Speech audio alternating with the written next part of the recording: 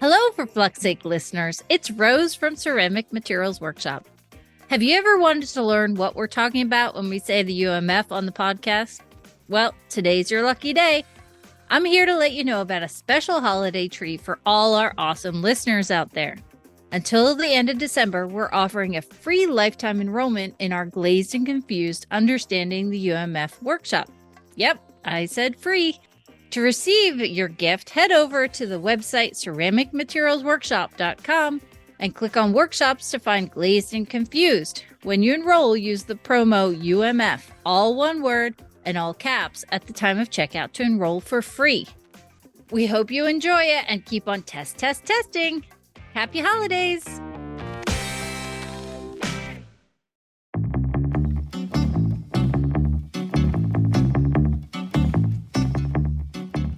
Today's episode is brought to you by the Rosenfield Collection of Functional Ceramic Art. The collection exists as an online source for research and inspiration, featuring photos of thousands of objects made by over 800 artists. The images are high quality and can be used with no permission required, making them a great resource for students and teachers. To find out more, visit www.rosenfieldcollection.com. This episode of the podcast is also sponsored by Amico Brent. Hi, I'm Jake, purchasing agent at Amico, providing you with everything you need for clay. This episode is brought to you by Amico Brent. Find your favorite Amico glazes or Brent equipment at your local distributor. Cheers for listening. Happy glazing.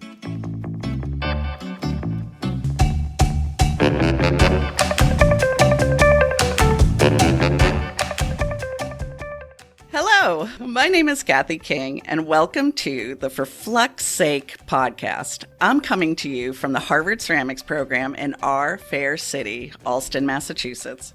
I'm here with Rose and Matt Katz of the world-famous Ceramic Materials Workshop, and they are ready to answer your burning questions about clay and glaze.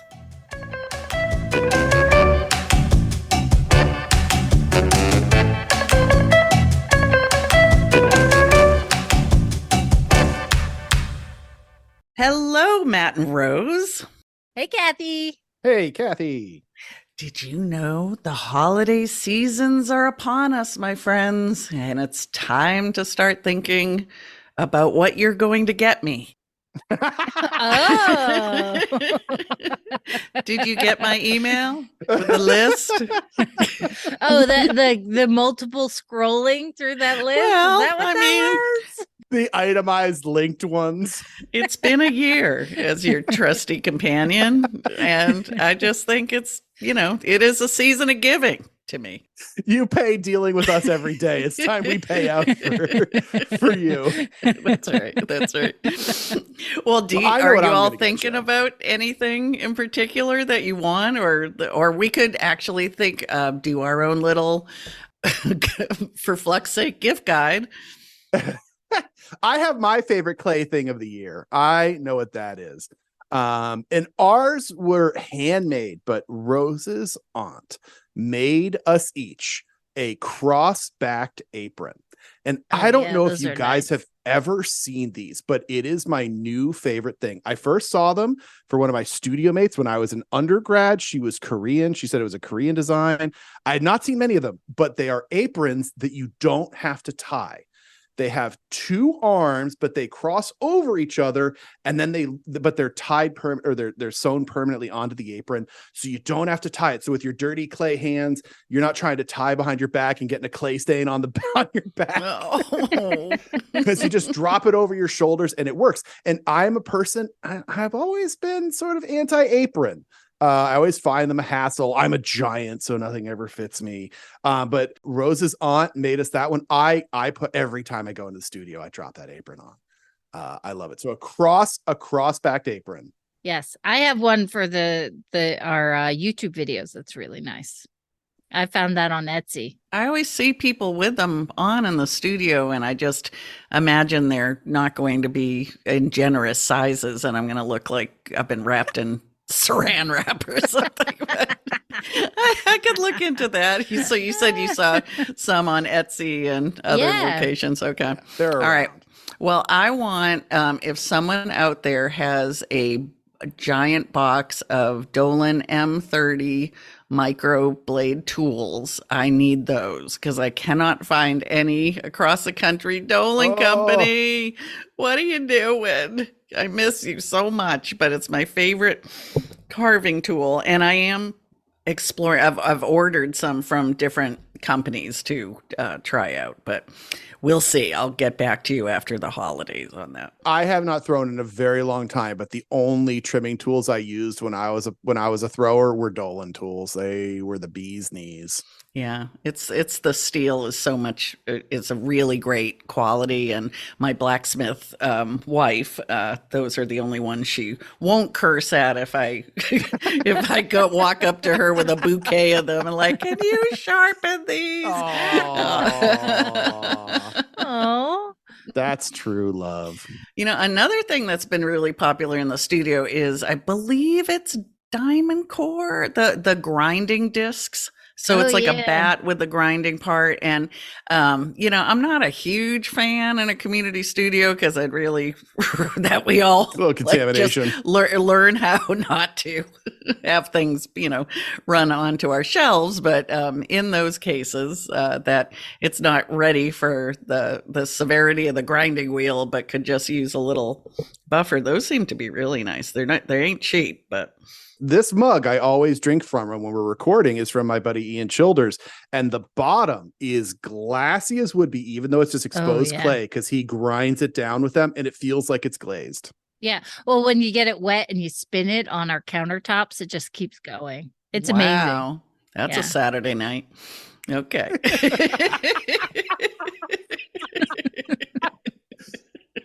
Roll, wet, and spin. Okay, I got it. Oh my goodness. All right. Well, we have kind of a theme for today. And we're calling it, Do I Have To? I love it. Matt penned that one and pulled together some questions from different listeners that just had to do with some basic things of like, do I really have to? Like, is this just made up? Do I really have to put the time into it? And I appreciate it because it is, I think in our world, from everybody looking at sped up videos on Instagram and TikTok, everything looks very easy. And sometimes I think that students aren't really grasping the amount of time that it takes to work in ceramics. It ain't a fast process. Yeah. No. We'll start with our first one. So in our Do I Have To corner, we have a call in from Emily from Canterbury in the UK who wants to know about wiping bisque. Hello, my name is Emily from Canterbury in the UK. My question is it really necessary to wipe damp bisqueware with a sponge before applying glaze? I'm hoping you'll tell me it's not, because I hate doing it and I never plan for it. So it's always a bit of an afterthought. But yeah, I've heard so many different theories about people giving it a full wash and leaving it 24 hours to dry. Other people say that adding moisture to bisque actually makes your glaze patchy. So yeah, I would love to know your thoughts. Thank you. So here's an excellent example. I have to. Now, Emily did not say, I mean, is she a production potter? Are we talking about a table filled with 100 mugs and 50 bowls and etc.? I can imagine wiping your bisque might seem like a daunting task to add to your day. But I should add this in before I hear your expert answer. When we had environmental health and safety come in to our studio, they cited our bisqueware shelves as one of the areas that we need to put attention onto in terms of the amount of dust accumulated. And so that's why at the end of each semester, everyone has to pack up their bisque and leave, with it. And so that when they come back, they can bring it back in, of course, but it allows us to like really cut down on the dust. And I was pretty shocked. It's hard to see, if you're just passing by a shelf, but man, that's a lot of dust gets on those babies. Go ahead. Mm-hmm. Mm-hmm. Do I have to do it? Do I have to? Well, listen, are we just placating people or we give them the real answer? Nah, you don't need to, Emily. It's all ruse. This is one. No, do you have to do it? No, you absolutely do not have to do it from any realistic standpoint. And, it's interesting that you were saying with a wet sponge specifically, because that then comes down to what we're doing when we're cleaning off bisqueware. And it's the same thing that you were saying, Kathy. Yes, there definitely is a residual granular residue that you get on any clay after it's been fired. It was there before you fired it, but because it had some of its physical attractive properties, you just don't see it. And so by the time you bisque it, it changes its physical state, and then you just see it more as dust. Is it going to affect your clay, your performance at all? Nope, not at all. We don't clean any of our bisqueware when we test anything. Now, I will say, I take our bisque, and when we make our tiles, we're making hundreds and hundreds of them at a time, and we literally take them and put them straight into a closed container, so there is no atmospheric residue. Literally, I just unloaded a bisque load yesterday, and I just brought my container over to the kiln when it was cool, took them out of the bisque kiln, put them straight into the container, put the lid on, and they're sitting there until I go and glaze them. We used to wash off our tiles before we would do it just to get rid of the dust. Well, because we were in a small space, and our only storage were these like racks that we could just keep them on. And so they were just sitting around collecting dust. So, yeah. And it's not wrong to do it. It's just not the benefit that people think it will be. So a couple of the conditions that you'll often hear. The number one thing is you'll hear people say you're getting crawling because your bisqueware is dirty. No, you're not. Crawling the vast majority of the time is caused by glaze shrinkage. Glazes have shrinkage, and it can be caused for various reasons, whether it's the shrinkage of the glaze particles. The particles in our glazes have shrinkage, just like our clay bodies. It can be because of particle packing and material distribution and particle size distribution, all that. It's not because of the dirty bisqueware. And that could be application too. Yes. 100%. Water content, application, all those types of things. And you'll generally see that before it happens. Like a lot of times when you see crawling, you'll see your glaze application will crack before you put it, right after you apply it. And that is often where the crawls are coming from. Yeah. Is the dust going to be there? Yeah, it'll incorporate into your clay body just fine, or into your glaze just fine. It's really not a problem to that end. The bigger question is the wet part of her comment, which is when we're talking about clay bodies and we're talking about application, right? We've talked about this on the show before, but the absorption rate of your clay body is 100% the defining factor of the quality of your glaze application. And what I mean by that is what your clay body has got an absorption rate, however much water it can absorb. And if you have a higher low absorption rate, doesn't really matter. You build that working relationship with your clay body. What's a bigger problem is when you change your absorption rate because you've already applied water to the surface, whether that's from wiping it down from a wet sponge or the people that go all the way and dip their textiles or wash them straight off and then put them down. We had a great example at a workshop I taught years ago where one of my students brought out a textile and it was covered with pinholes. And she's like, what happened? And I was like, well, what did you do? And she said, well, I washed all the textiles and then I immediately put the glaze on it. Like she didn't even wait for it to dry at all. And I said, oh, great. Let's make the same glaze on the same clay body, but don't wash the tile. And all the pinholes went away. Okay. Because she was getting different capillary suction. She was getting different absorption rates, which changed the particle packing of her glaze. So by wetting it, she actually messed up her glaze application. So if you are wetting it, and Emily said this, I would wait for a period of time, whether it's put it in front of a fan to dry it out quickly. That's the fastest way to get it dry, or let it sit overnight. But give it time to dry, because if you are going in and your bisqueware is all wet, your absorption rate is going to change, and that is going to change your glaze application, whether you mean to or not. When we were washing our tile, we would wash it and then dry it for at least 24 hours in front of a fan. And that was like the least amount of time in front of the fan that we would leave it, was 24 hours. So want it completely dry. Little dose of community studio reality. Fan. Some of this bisque has been sitting piled on top of each other for weeks. Yeah, there is I a believe it. good amount of dust on these. I mean, I totally agree, no wet sponges, all that stuff, but the just taking a close look. And then my exception is when with work that has a lot of carving like mine, I have to do a little sponge just to get any of the little noogies out, because there's nothing worse than missing like a little blip or something that's going to get trapped under that glaze on the surface of the piece. So I guess, your work, but the whole sponge bath scenario can be time consuming. Kathy and her convalescent pots, they need a sponge bath. Right. They are. They're getting slower. That's for sure. Okay. All right. Excellent. So our next question is coming from Elizabeth from Richmond, Virginia, where NSECA is going to be this year. So that's exciting. We'll see Elizabeth. And Elizabeth wants to know about burnishing. Hi, this is Elizabeth from Richmond, Virginia, and I have questions about burnishing clay.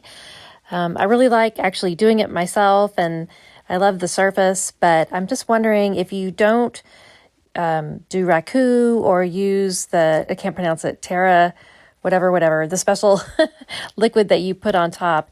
Is there any point to burnishing clay? I use stoneware that fires up to cone 6 to cone 10. And sometimes I'll burnish my greenware, but when I bisque fire, all that texture is gone, and then it's definitely gone after I glaze. So I just wondered if you have any advice about burnishing. Thanks. Yeah, I thought the burnishing, it's only come up in my life for low fire applications. And we talk about it all the time. We had a course from history come over a few weeks ago, and they were studying Roman pottery. So these very simple shapes that are then terra sigillata, and then the burnishing. And we talked about, the absorption of terracotta or earthenware, and how burnishing, from what I believe, helped seal the body because it's such a low fired piece, and because they were being used for food and storage, right? Yep. So I don't know why you would do it for 6 to 10. Who's doing that? Well, I think it's more interesting that it sounds like. Well, where'd she learn it from? That's what it sounds like. Somebody told Elizabeth that you have to do this all the time, and I haven't burnished anything since high school. Oh, so gosh.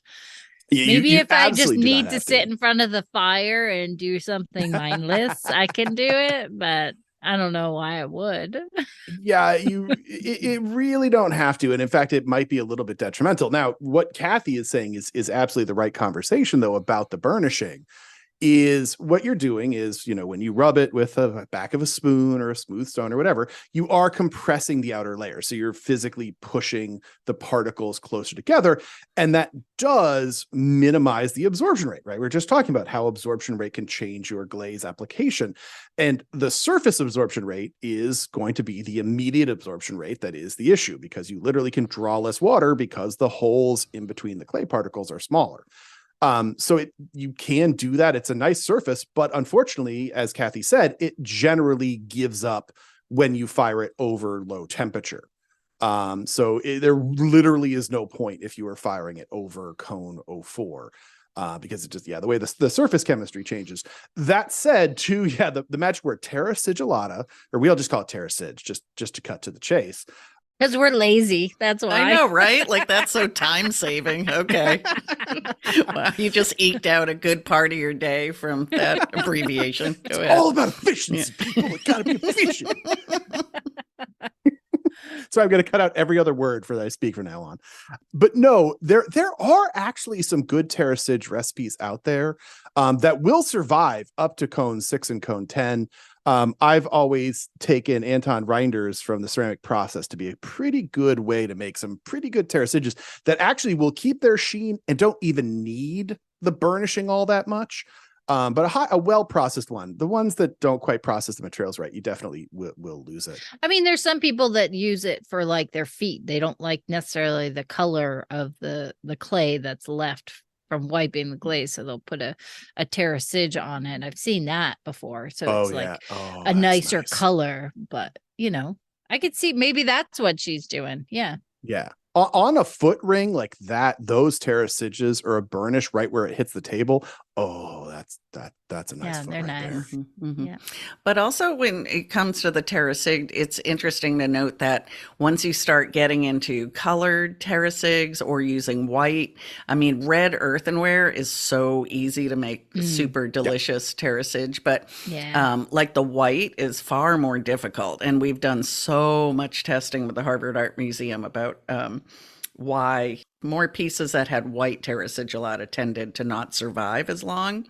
And definitely, like when we use a white, we do try and ball mill it, which is something that most people might not have a ball mill around to do that. But just like pounding down those particles like makes such a big difference.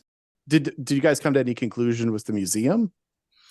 No, outside, I mean, where they're coming from is just what they can see with their eyes, and what, there wasn't like any analysis on a molecular level given, but just the fact that it seemed like pieces that had primarily like the white terracige exteriors were more precious, like were used on smaller perfume holders rather than, why don't you see, we can think of those giant red and black atticware vases, but you don't tend to see those with white, right? Yeah. So it was just harder to achieve overall.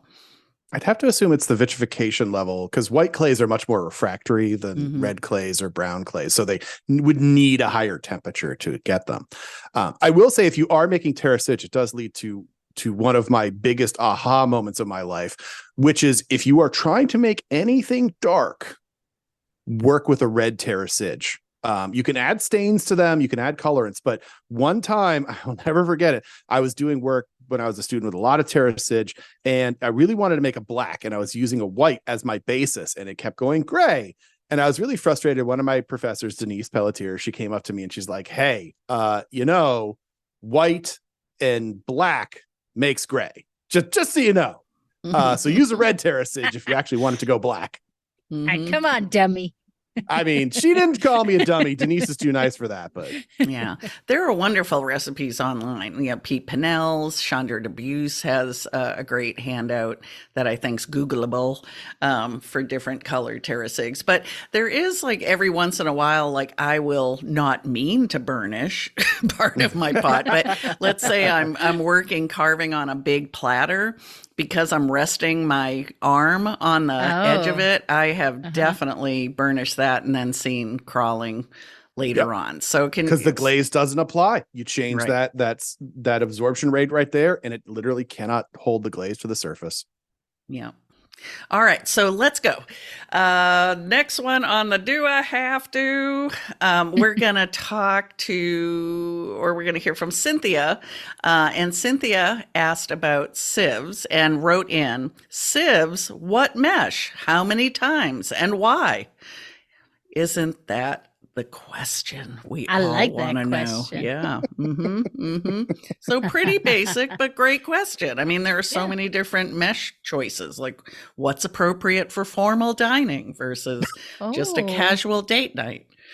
Oh. What mesh size do you give on a first date versus for your 5th anniversary? You don't want to give it all away. I'm giving Rose 120 mesh sieve for our 20th Ah, anniversary. that Don't one tell her. No. Don't do that. Do not do that. No, I'm done with residue tests. No more. I don't want to do those anymore. The romance is gone. Well, the good news for Cynthia is that sieve abuse is real. It is. Sieving is, I'm not saying it's unimportant, but it is not nearly as important as people make it out to be. Sieving is really just there to catch clumps. And if you have a very, very intense mixer, like we use a professional grade milkshake mixer in our studio, and we mix for at least 60 seconds a cycle, and we'll do a couple of cycles. It really negates any purpose of sieving because it's just there to catch the materials that don't break up in the mixing process. So if you have a very, very good mix, you actually don't need to sieve for the most part. Listeners, I'm just sitting here shaking my head. It's like, I've got a powerful mixer too. Her name's Jenny, and Jenny has to mix like 10 5-gallon buckets of glaze on a Saturday. There's some sieving going on. But that's not intense enough. That's what I'm saying. So our milkshake mixers meant for, I mean, we can't even do 500 gram batch in it because it spills out all over the place, but a small batch, and that small batch and the mechanical RPMs of our mixer are adequate for that small batch. If you're doing a 5-gallon bucket, that's a different story. You need a char, which is a mechanical mixer, the equivalent to what our milkshake mixer is for our 100 gram batch of glaze. So you need a char. And Jenny, you need to ask for a char for Christmas. No, we have one. We do have one. But honestly, we don't. We're trying to be better, from what we've learned on the podcast about letting our glazes sit. Mm-hmm. We don't, we used to just mix, throw it through a sieve, send it out on the floor. And now we're much more careful about that. So I think a combination of sieving to just get rid of any chunks, weird things that have ended up in the material, and then letting it sit for the amount of time. Now we have like little date cards on the tops that say when it was mixed and when it should go out. That's awesome. Yeah, it's really helped. Yeah. So in industry, we use sieves everywhere, but that's mostly just to catch crap coming off the line or somebody drops something in the glaze bucket. That's not for breaking up the material, because in industry they're breaking that material up in the ball mill or with a char mixer, giant industrial char mixer. So they use sieves everywhere, but they're catching just debris that shouldn't be in there. Yeah, which is what we do. There's hair for some reason. I don't know why where'd that come from? That's what I would use a sieve for. And the sieve for that, I would recommend a 60 mesh sieve for that. Like, you don't have to do a 100 mesh sieve where you're spending like hours pushing it through. If you're just catching foreign material, 60 mesh will be fine. Yeah, if you are going for sieving, 60 is all you need. You do see these people that are like 80, 100, 120. You're not getting anything that's that fine. That's a problem for going anything under 60. It's really all that you need. Unless you want to do some residue testing, then we could talk about that. You should tell everyone what residue testing is. Yeah, so residue testing is you test to see how much material is coming out of your ball mill versus so I just back up a little bit. So a residue test is you take a measured amount of material, you put it in a sieve, you rinse water in it, and you want to weigh out what's left in the screen, and that will tell you your residue, what your ball mill is.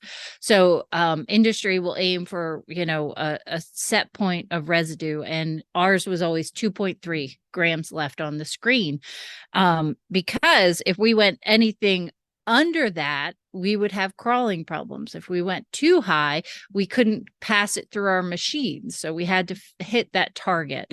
And residue tests, I wouldn't wish anybody to do them. I mean, they take a long time. You get I can't imagine anybody who's going to do them after that description, Rose. No, good. Good. And if you do, we could talk. Well, everyone who's not going to, damp sponge their bisqueware or sieve their glazes, let us know what happened and please omit me from your email. I'll BCC you, Kathy. No. Oh, yeah. I'll watch. I'll watch what happens.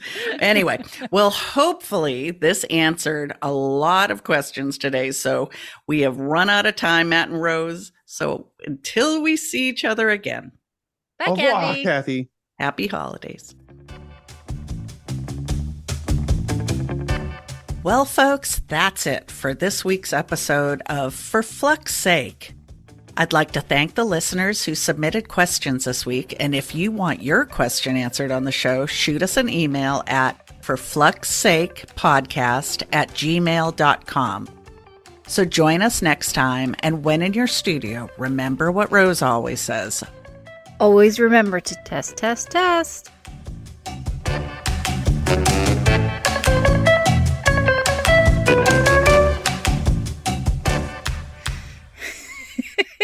This is a test of the emergency glaze system.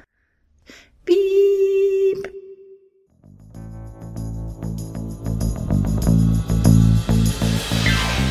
This podcast is a production of the Brickyard Network, an extension of the Archie Bray Foundation for the Ceramic Arts.